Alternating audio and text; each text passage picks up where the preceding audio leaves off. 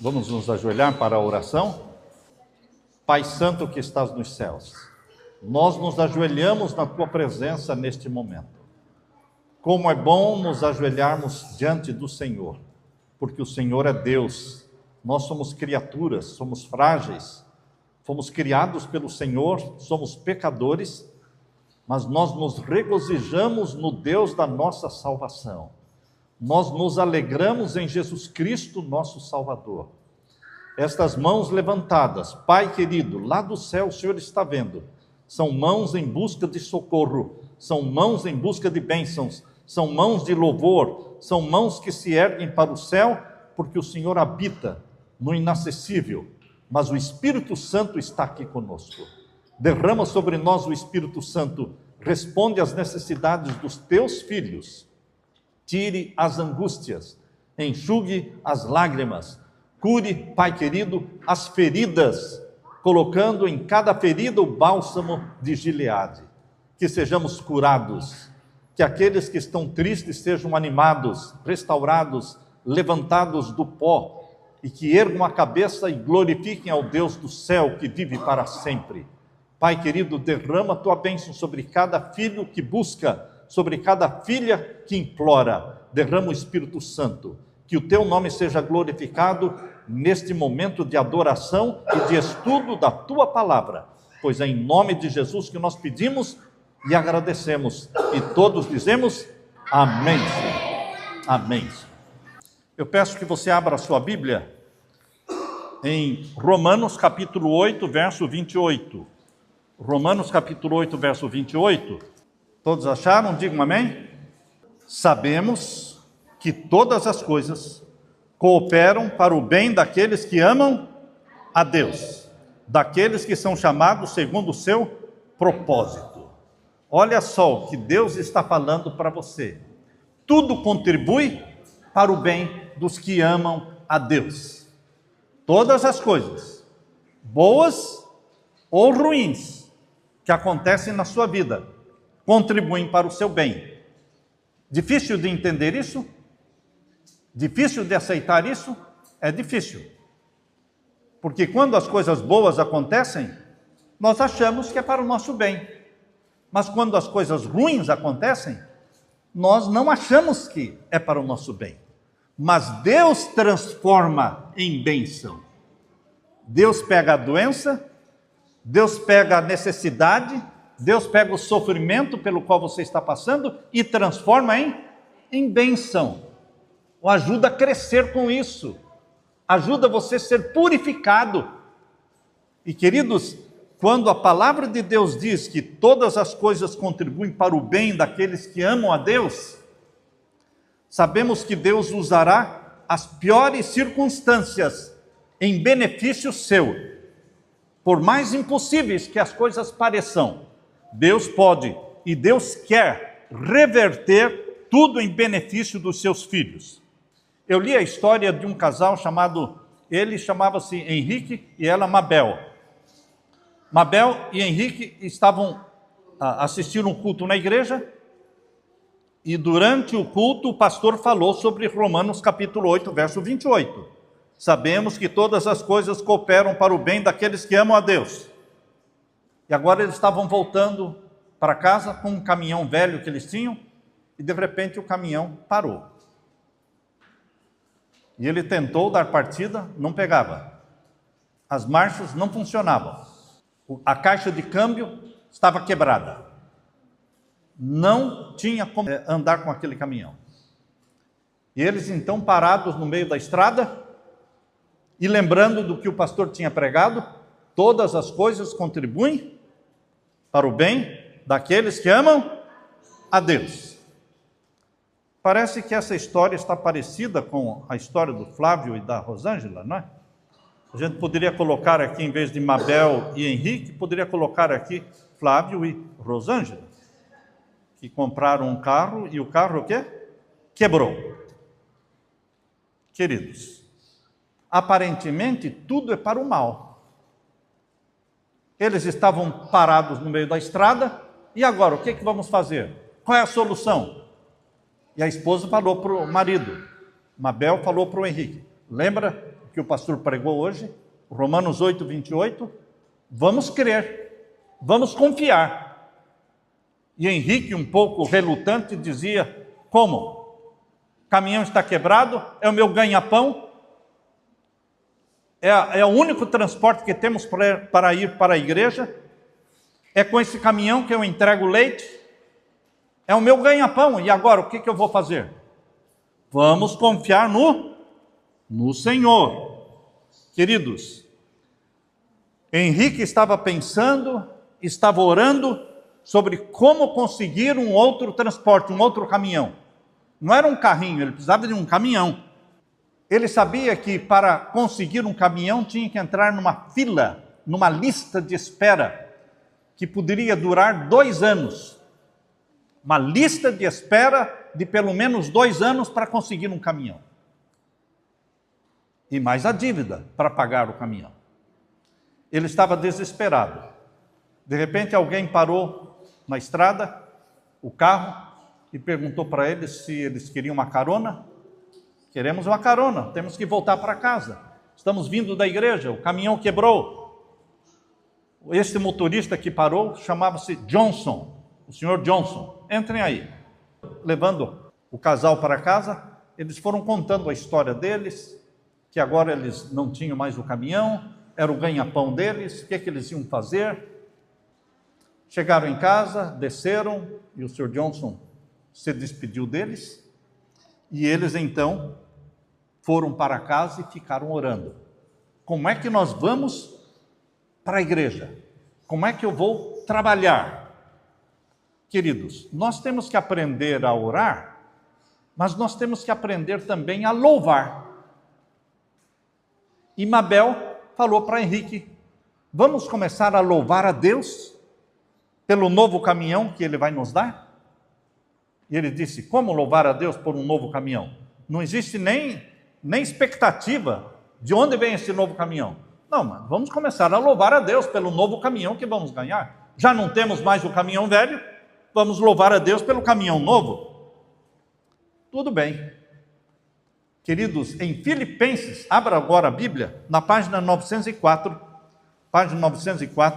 em Filipenses capítulo 4, verso 19.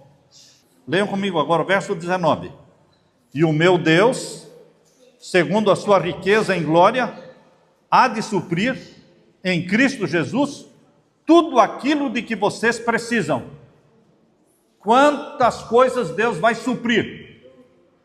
Quantas coisas Deus vai suprir? Tudo que você precisa. Como é que diz a outra tradução aí? Como é que diz a outra tradução, Jaque, aí? Há de suprir em Cristo Jesus cada uma das suas necessidades. É um caminhão? É uma necessidade? É um carro? É uma necessidade? É uma casa para morar? É uma necessidade? É um emprego? É uma necessidade. Mas você vai incomodar Deus com isso? Deus não se sente incomodado quando você pede, quando você busca. Ele é o Pai. Ele fica feliz que você se lembra que Ele é o Pai. E não é somente o Pai nosso, Ele é o dono do mundo. Ele é o dono de toda a prata, de todo o ouro, de toda a terra preciosa, enfim, tudo que existe, a terra é dele. O nosso Pai é o dono do mundo. Você não pode viver como um mendigo. Você não pode viver como um órfão, porque você tem um Pai que é o dono do mundo. Levante a sua cabeça, olhe para o céu e louve a Deus. Louve a Deus por aquilo que você já tem, louve a Deus por aquilo que você não tem, mas que você precisa ter. E foi isso que Mabel e Henrique começaram a fazer, louvar ao Senhor pelo novo caminhão.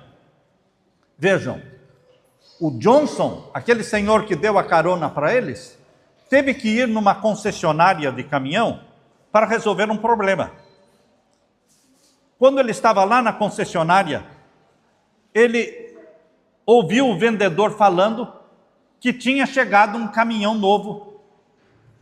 Um caminhão novo tinha chegado na concessionária e que o cliente que tinha comprado aquele caminhão tinha desistido da compra.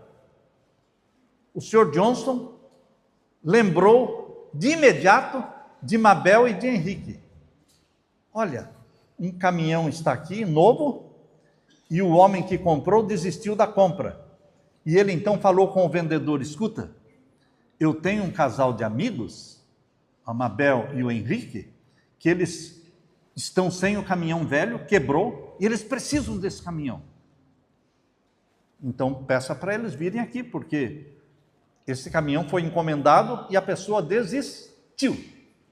E lá foi Mabel e Henrique para a concessionária. E eles saíram com um caminhão novo. Ficaram pagando as prestações, mas agora eles tinham um caminhão novo. Queridos, quando as coisas ruins acontecem, quando o caminhão quebrou, ele disse: o que vou fazer? É o meu ganha-pão. Todas as coisas contribuem para o bem dos que amam a Deus. Ele vai fazer algo melhor para você.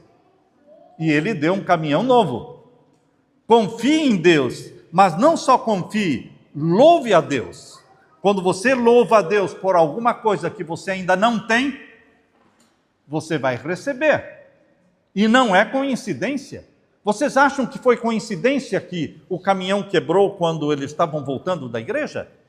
Vocês acham que foi coincidência que o Sr. Johnson parou e deu carona para eles? Vocês acham que foi coincidência que o Sr. Johnson foi na concessionária no dia seguinte?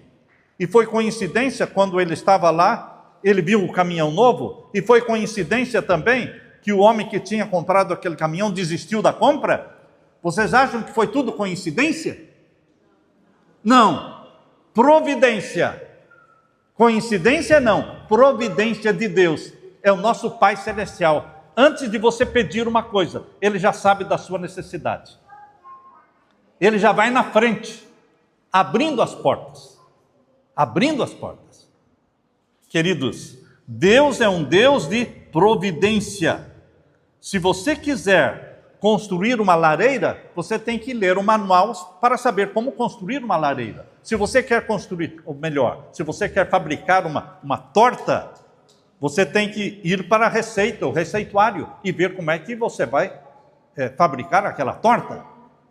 Queridos, se você quer saber como resolver problemas, você vai para a Bíblia. A Bíblia é um manual que ensina você na solução dos problemas. A Bíblia dá os passos que você precisa dar para receber a bênção de Deus. De acordo com seleções, o grande inventor Buckminster Fuller, ele certa vez declarou que o problema da família humana, o problema da terra, era que não tinha um manual de instruções. Ele estava errado. Nós, seres humanos, temos sim um manual de instruções, que é o quê? A Bíblia. Você não sabe como resolver um problema? Aqui está a Bíblia. A Bíblia mostra quais são os passos que você deve dar. Queridos, se você faz uma oração e acha que Deus não respondeu, você vai dizer que Deus não existe? Porque Ele não respondeu? Ou porque Ele não está respondendo a sua oração? Você vai dizer Deus não existe? É o mesmo que você ligar para mim e eu não respondo o telefone e você diz, Samuel Ramos não existe. Porque eu chamei no telefone, ele não respondeu, logo ele não existe. É assim? Se você faz uma oração e Deus não responde, você diz, Deus não existe? Só porque ele não respondeu? Ou melhor, você acha que ele não respondeu? Você acha? Porque Deus pode responder dizendo sim, mas Deus pode responder dizendo o quê? Não. E Ele pode responder dizendo, espere. Quanto tempo? Espere. Tenha paciência. Queridos, em Isaías capítulo 59, abra sua Bíblia. Isaías capítulo 59, verso 2, é a página 563. Quando você ora e você acha que Deus não está respondendo, você tem que buscar saber as causas. Você já parou para pensar? Qual é a causa que Deus não está respondendo a minha oração? Às vezes a pessoa quer uma cura e não consegue ser curado, mas ele não está se preocupando com a causa. Ele continua com as causas que provocam a doença. Enquanto ele não resolver as causas, a doença não pode ser curada. Você tem que ir atrás das causas. Tá certo? As causas que podem impedir que Deus ouça as suas orações. Leia comigo. Isaías 59, verso 2. Todos acharam? Leia comigo. Mas as iniquidades de vocês fazem separação entre vocês e o seu Deus, e os pecados que vocês cometem o levam a esconder o seu rosto de vocês, para não ouvir os seus pedidos. O que impede Deus de ouvir as orações? Os pecados. Os pecados que nós cometemos e não confessamos. Isso impede. Ou você acha que Deus não liga para isso?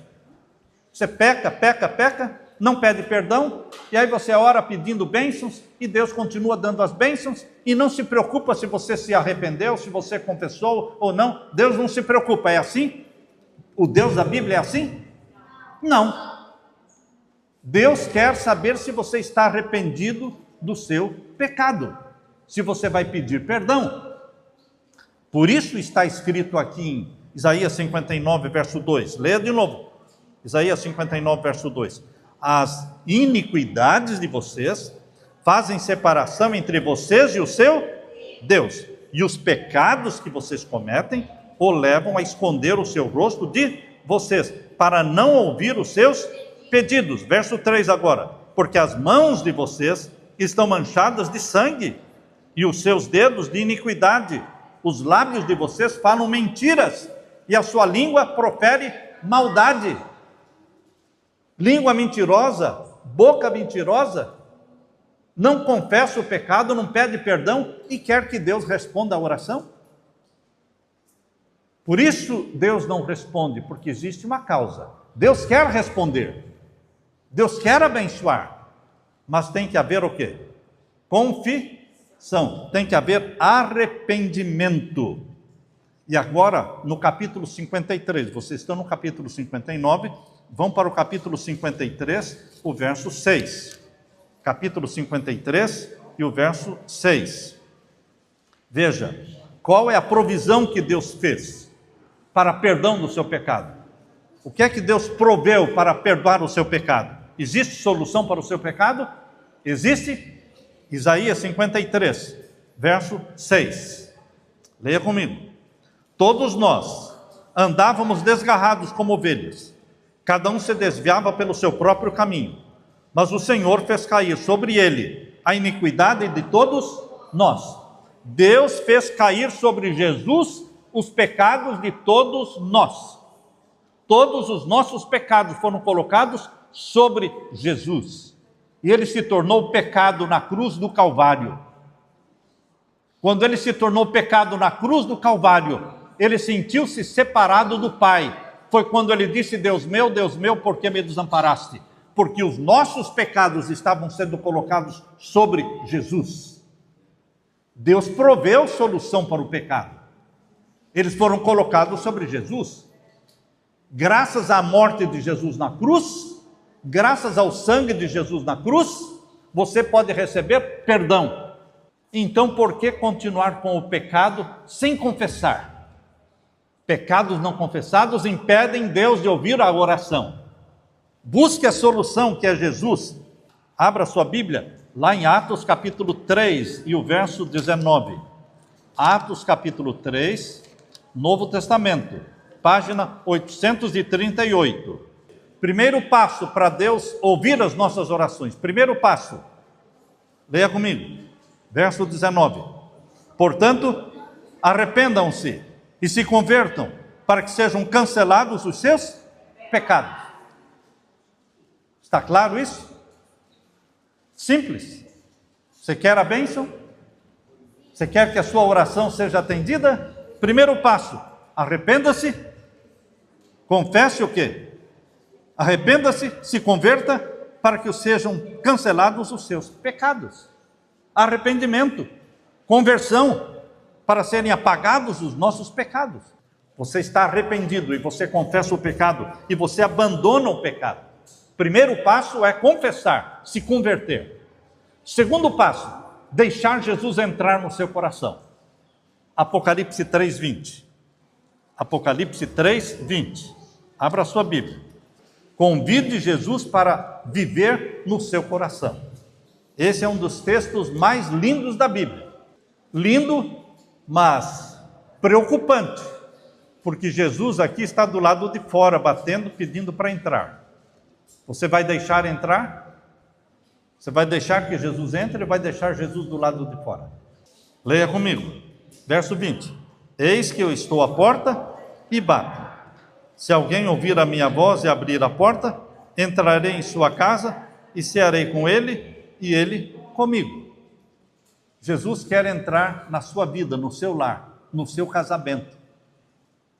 Casais que se separam, casais que não estão dando certo, casais com problemas. Jesus é a solução para os problemas. Casamentos sólidos e felizes é com Jesus. Sem Jesus, famílias se desfazem. Os filhos ficam sem o pai, sem a mãe. Mas Jesus salva os casamentos. Deixe Jesus entrar na sua vida, no seu coração, no seu casamento. É o que diz aqui o segundo passo. Se nós nos arrependemos e nos convertemos, se nós convidamos Jesus para entrar no nosso coração, na nossa vida, o sangue de Jesus vai nos purificar de todo e qualquer pecado. Abra sua Bíblia agora em 1 João 1,7. Então vamos ler. Se andarmos na luz, como Ele está na luz, mantemos comunhão uns com os outros. E o sangue de Jesus, seu Filho, nos purifica de quantos pecados? Vamos ler de novo. Se andarmos na luz, como Ele está na luz, mantemos comunhão uns com os outros. E o sangue de Jesus, seu Filho, nos purifica de todo o pecado.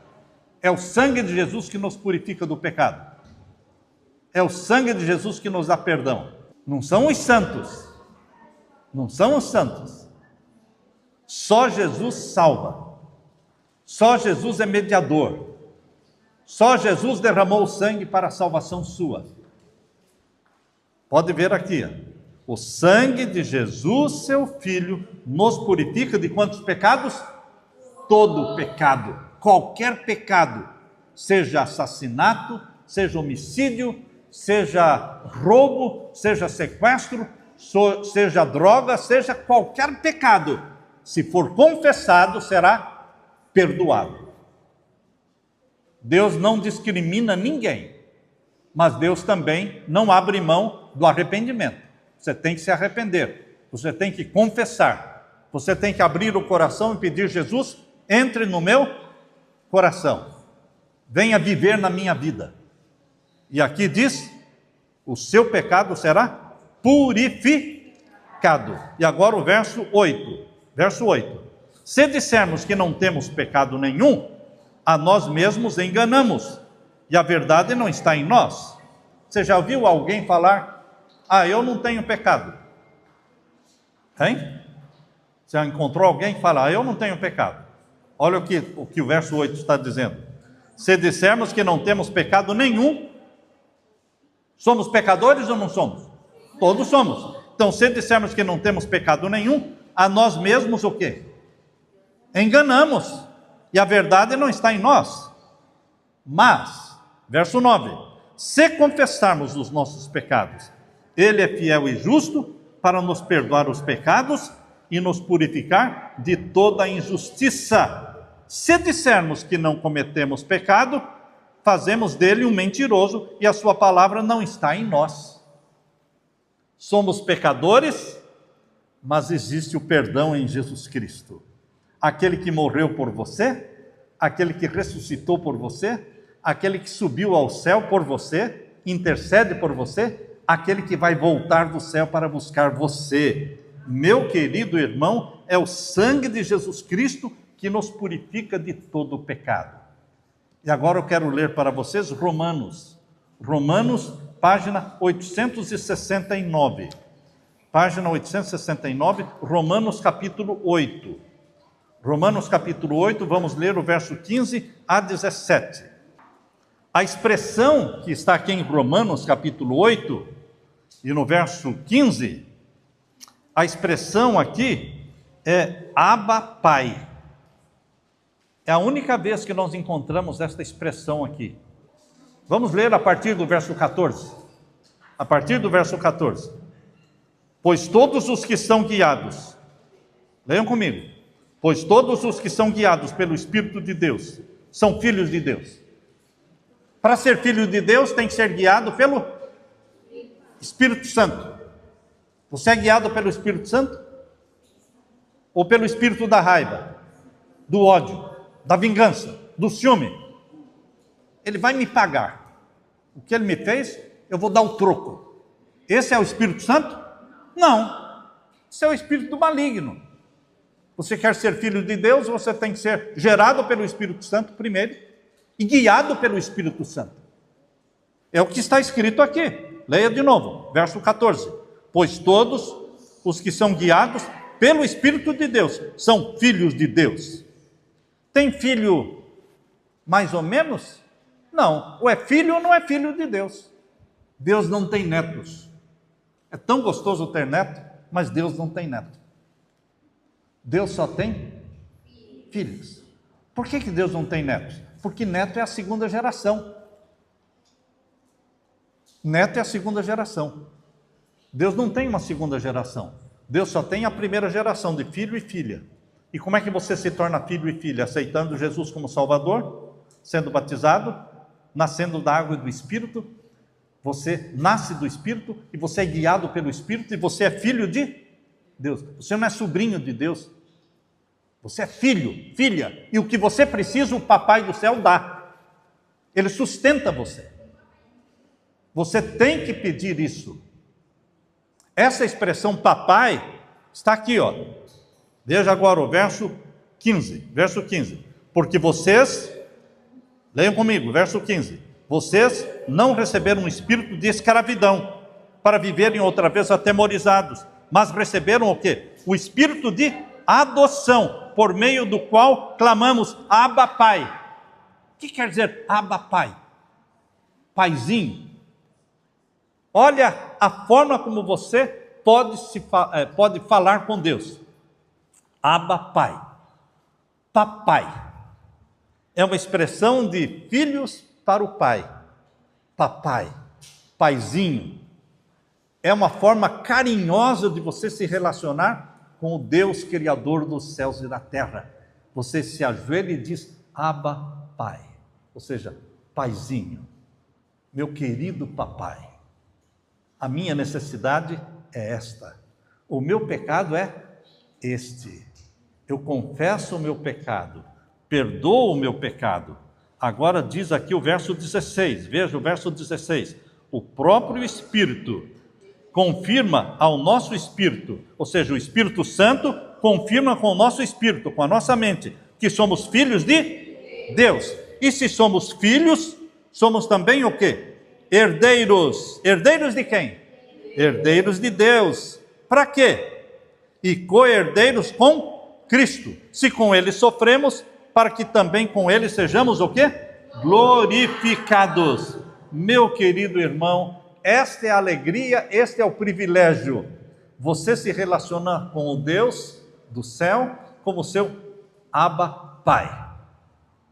E você é guiado pelo Espírito Santo, e você é filho e filha de Deus.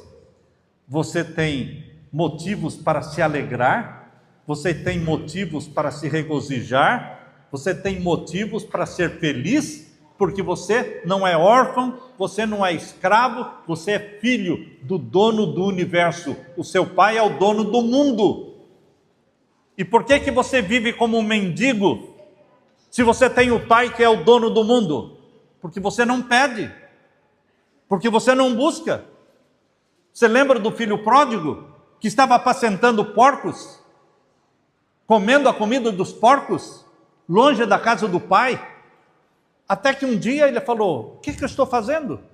Na casa do meu pai tem pão à vontade, tem comida à vontade, os funcionários, os empregados vivem, comem do bom e do melhor, e eu estou aqui comendo comida de porco? Eu vou me levantar e vou voltar para a casa do meu pai. E ele se levantou e voltou para a casa do pai. Sujo, maltrapilho, cheirando porco.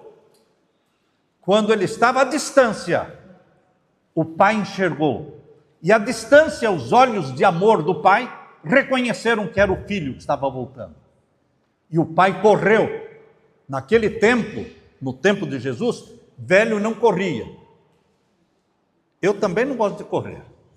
Às vezes as pessoas, a Leila me vê correndo, é difícil me ver correndo.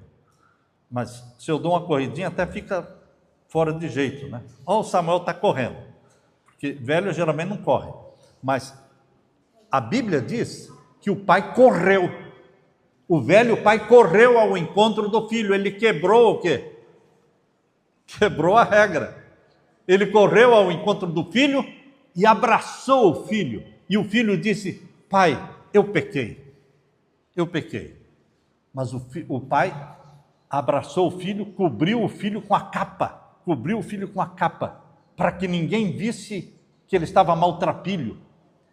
E colocou um anel na mão, no dedo do filho, e disse para os empregados: matem o bezerro, matem o bezerro, façam uma festa, porque o meu filho que estava perdido foi achado. Ele estava morto e reviveu. Que alegria na casa do pai. O pai não estava preocupado com o dinheiro que o filho esbanjou. Não. O pai não estava preocupado. O pai estava feliz porque ele voltou. Ele foi aceito pelo pai. Você é aceito, meu irmão. Você, minha irmã. Você é aceito pelo Pai do céu. Você pode voltar do jeito que você está. Você vai ser abraçado. Deus vai cobrir você com um manto e a capa da justiça de Jesus. E haverá festa no céu, porque um pecador se arrependeu. Deixe Jesus entrar na sua vida. Eis que eu estou à porta e bato. Se alguém abrir a porta, eu entrarei e cearei com ele e ele comigo. Seremos amigos. Amém? Quem quer abrir o coração para Jesus, levante a sua mão. Aleluia, aleluia. Eu quero orar. Fique com a mão levantada. Eu quero orar por você. Pai querido que estás nos céus, reconhecemos que somos filhos pródigos, que esbanjamos tempo e dinheiro longe da casa do nosso Pai, que somos pecadores, mas estamos voltando para a casa do nosso Pai Celestial. Queremos ser abraçados pelo nosso Pai. Queremos ser cobertos pela justiça de Cristo. Eis que o Senhor está batendo a porta do nosso coração e nós estamos convidando o Senhor para que entre na nossa vida, no nosso lar, no nosso casamento. Salve os nossos filhos, salve as nossas famílias. Ouve a oração dos teus filhos. Registra lá no céu as mãos levantadas. Neste momento, registre no livro da vida do Cordeiro. Em nome de Jesus que pedimos e todos dizemos amém, Senhor. Amém, Senhor. Louvado seja o Senhor.